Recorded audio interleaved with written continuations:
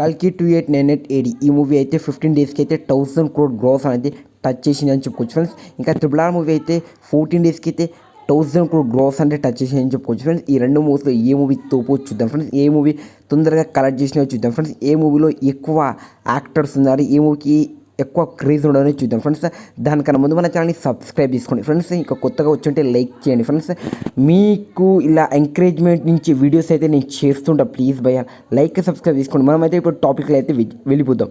First of all triple R ఈ మూవీకి అయితే హైప్ మామూలుగా లేదు. ఎందుకో రాజమౌళి, రామ్ చరణ్, జూనియర్ ఎన్టీఆర్ ఇంకా మన బాలీవుడ్ నుంచి చాలా పెద్ద యాక్టర్స్ని అయితే పట్టుకొచ్చారు మన అని చెప్పుకోవచ్చు. ఆలియా భట్, అక్షయ్ కుమార్ ఇంకా మన ఇండియా నుంచి అవుట్ కంట్రీ నుంచి కూడా పట్టుకొని వచ్చారు అని చెప్పుకోవచ్చు ఫ్రెండ్స్. ఇంకా మన కల్కి మూవీ యాక్టర్ గురించి వచ్చేసరికి అంటే అన్ని ఇండస్ట్రీ నుంచి యాక్టర్ పట్టుకొని వచ్చారు, కానీ త్రిబుల్ ఆర్కు ఉన్న హైప్ అయితే కల్కికి లేదని చెప్పుకోవచ్చు ఫ్రెండ్స్.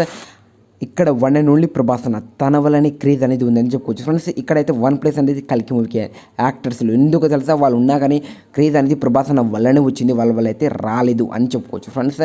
ఇంకా మనం మాట్లాడుకోవాల్సింది 1000 కోట్లు కలెక్షన్స్ అసలుకి ర్యాంపేజ్.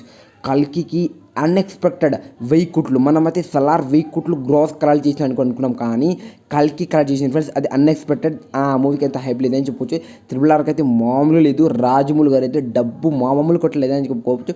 ప్రతి ఇంటికి ముందు వచ్చి మా సినిమా రిలీజ్ అవుతుంది రండి అని చాలా ప్రమోషన్ అని చేసి ఫ్రెండ్స్, కానీ కల్కికి నో ప్రమోషన్. అన్నీ చూసుకున్న కల్కి గెలిచిందని చెప్పుకోవచ్చు ఫ్రెండ్స్. 1000 కోట్లు గ్రాస్. మీరేమంటారు?